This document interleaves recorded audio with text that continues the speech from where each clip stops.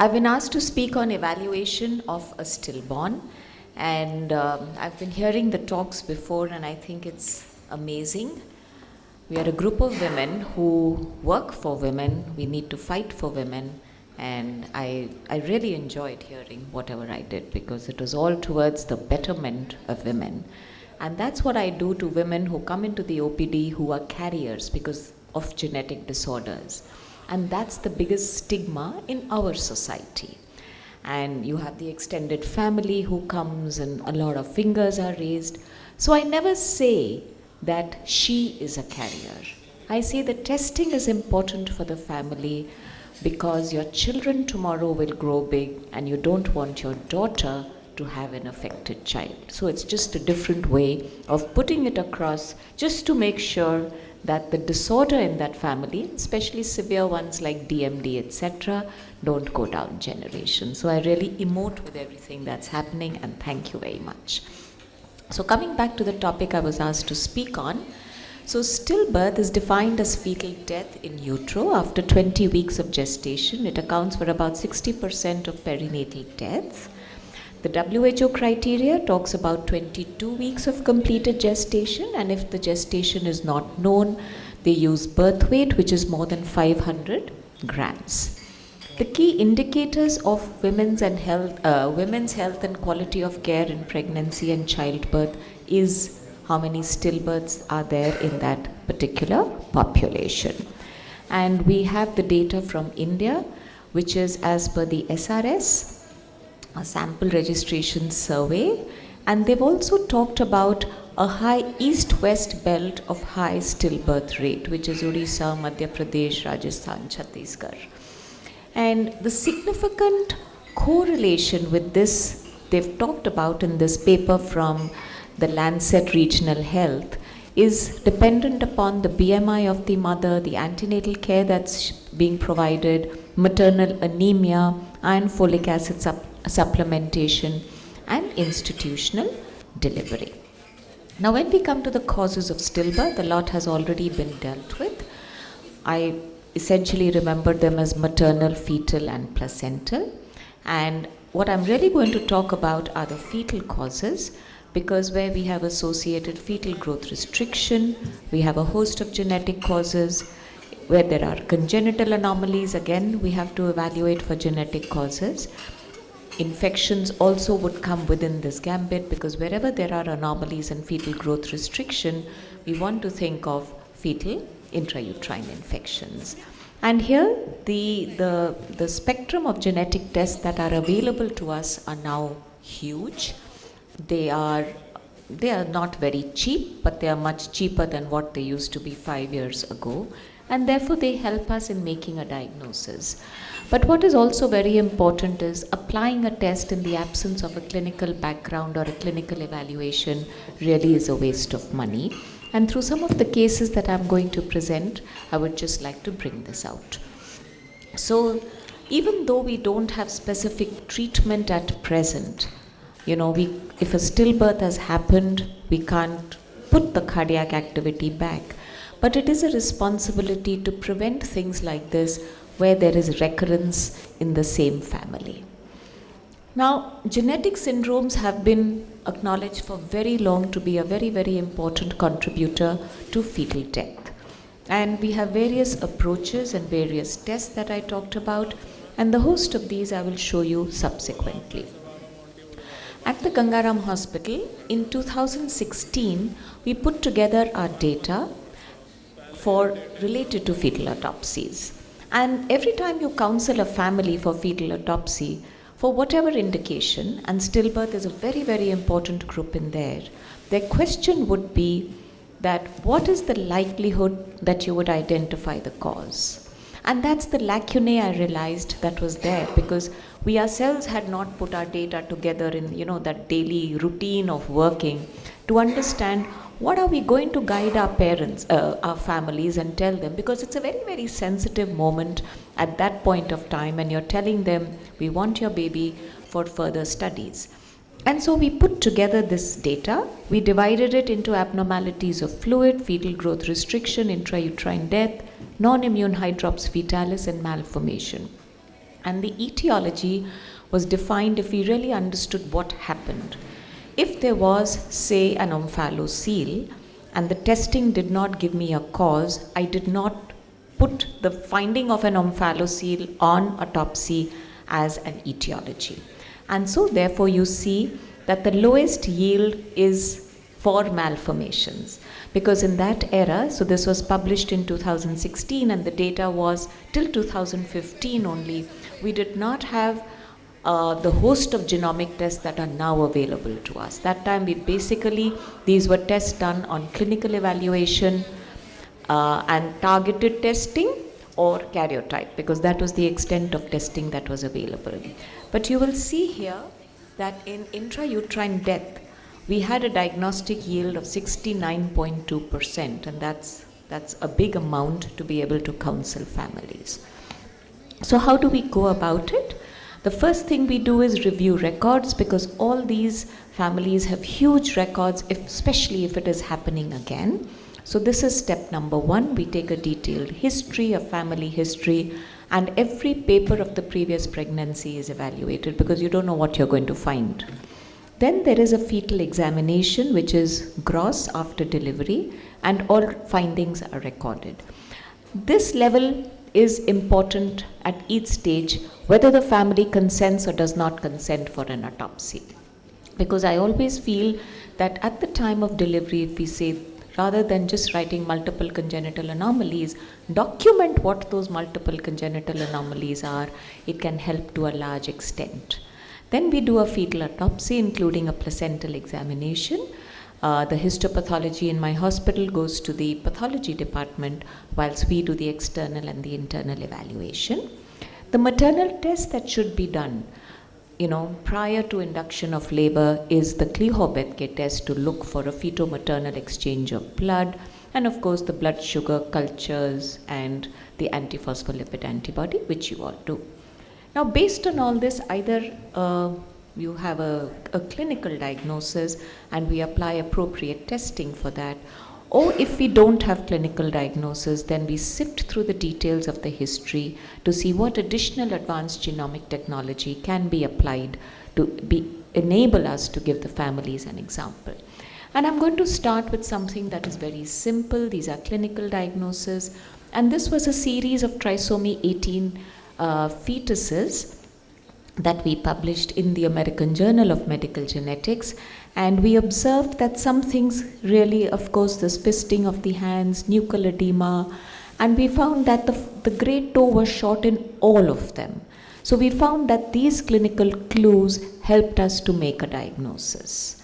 Beyond that, we know that Turner syndrome, 99.5% of them result in either miscarriages or intrauterine deaths.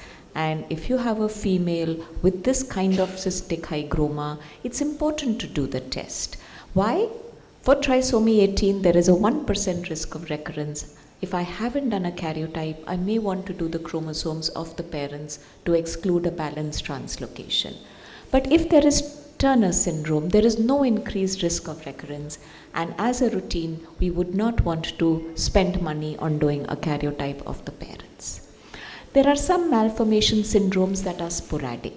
For example, if there is rupture of an amniotic band, the amniotic band syndrome, these are just chance events. And again, the risk of recurrence is negligible. And the same holds true for a urorectal malformation, which can present like a luto, because you can see this huge cyst and a large abdomen inside. But if you haven't done an autopsy, luto has a different outcome, and the urorectal septal defect is again a developmental abnormality with absolutely no increased risk of recurrence. And so when you do the autopsy and you find that the urorectal septum was not formed, and therefore there are aberrant drainages between the urorectal system, you can easily make a clinical diagnosis, and for this no chromosomes, no arrays, no genomic testing is required. At times when we see the baby, because we are used to it, we are able to make a confirmed diagnosis, at least a gestalt diagnosis as we call it, of a specific syndrome. For example, if there's so much hirsutism, or if there is microcephaly with this profile, we know that this is this disorder, and then we take forth the subsequent testing and counseling based on this. And so you can see at each level, examination becomes very important. For lethal abnormalities, very often our attitude is this is lethal, pregnancy outcomes are very poor, why do we need to do anything? And I've listed a host of lethal abnormalities. If we've seen anencephaly, iniencephaly, we know we have to give folic acid. We start folic acid then and there so that she has received it periconceptionally. However, if we take the group of lethal skeletal dysplasias, I want to show why coming to a definite diagnosis is very important. Now, there are a host of skeletal dysplasias. They all look the same on ultrasound. It's very difficult to tell which one it is.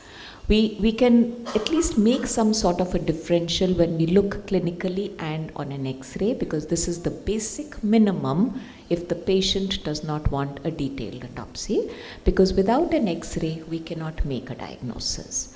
And I'll just take you through two cases. So here you can see again short limbs, lethal, not compatible with life, and there is hardly any bone formation.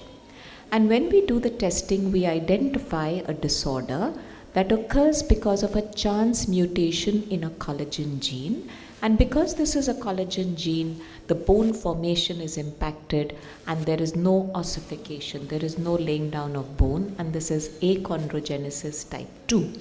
So what have I achieved by doing this?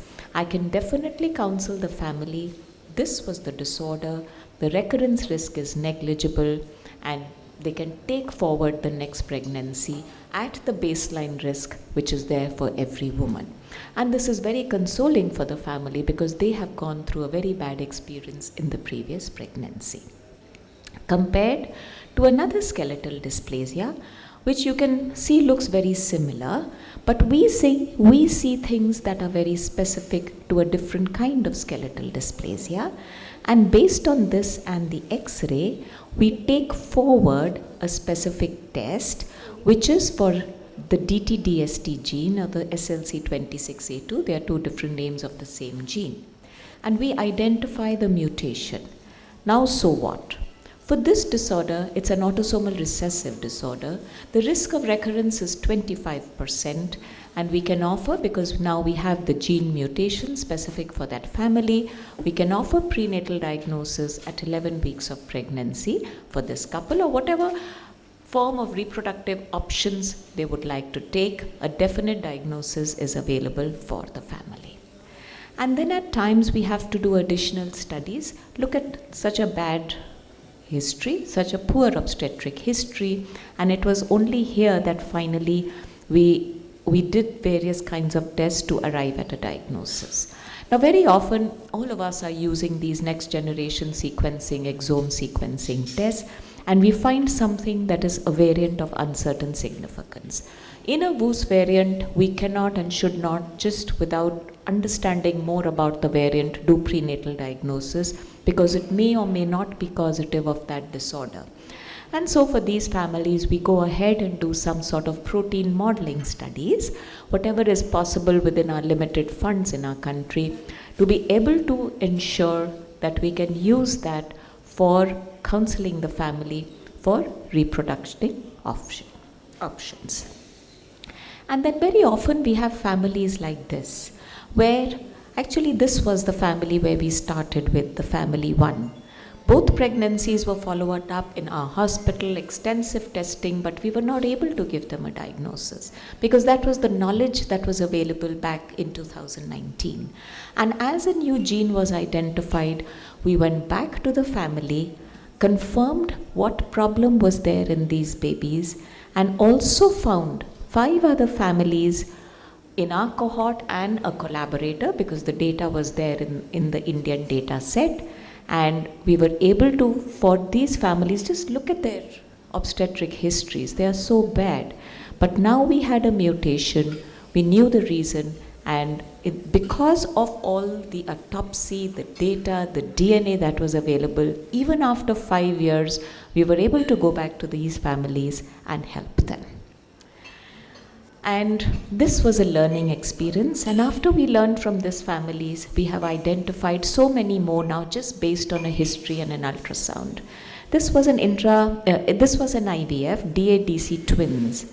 And what stood out was that both twins had multicystic dysplastic kidneys, which is odd because why should two different babies have the same malformation? And then we went into the history and found so much history of diabetes and also a single kidney in the father. But diabetes is not uncommon in our country. So we took this forward just to understand what was happening. We confirmed the presence of dysplastic kidneys on histopathology and identified a mutation in this HNF beta gene, which is a heterozygous mutation. And this is associated with kidney and diabetes.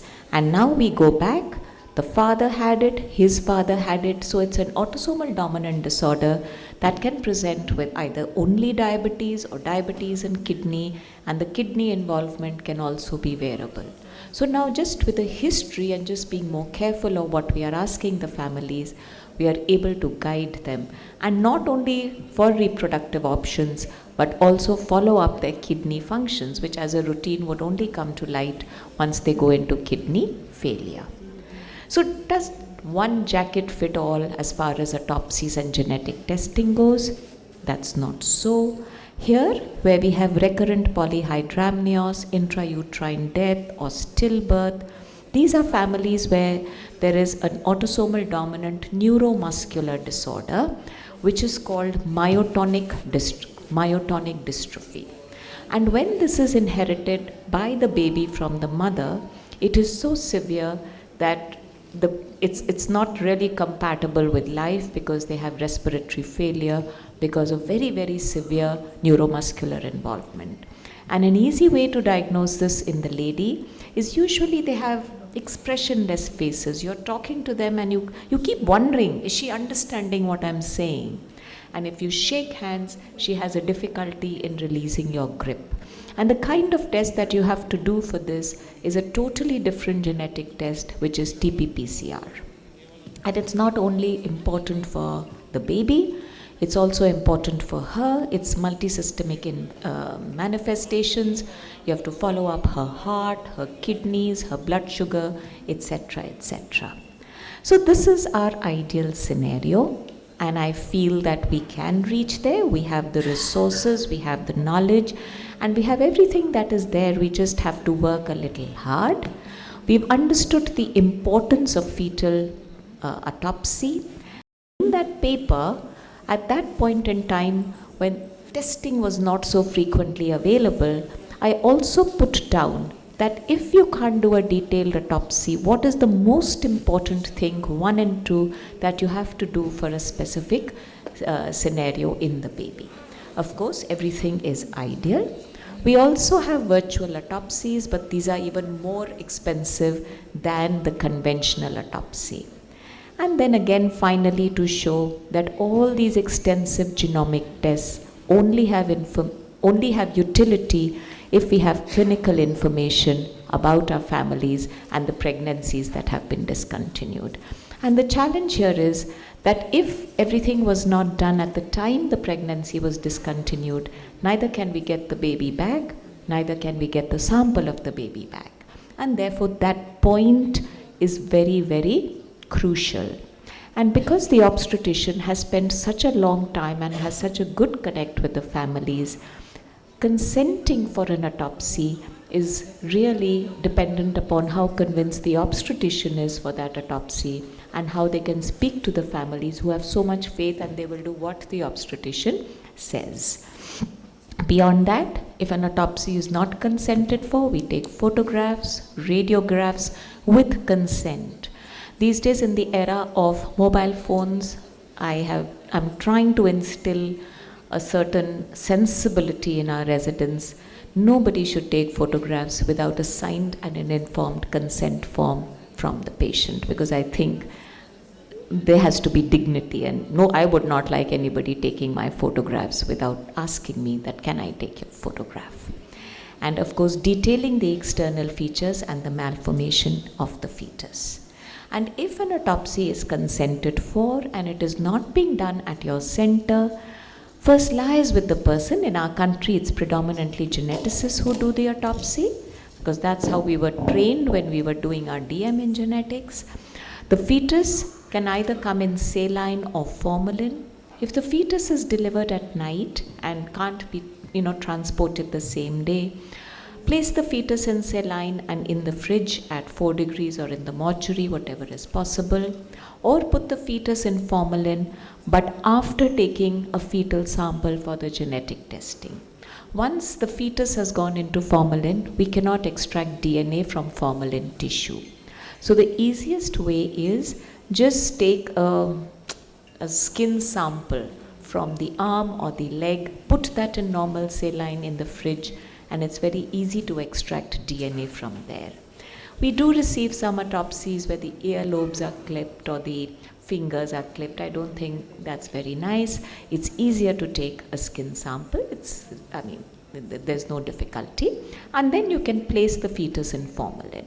And in the brain, through the anterior fontanelle, 5 ml of formalin through that, it helps to preserve the brain. Along with all the antenatal records, some member from the family has to come to sign the consent for the autopsy.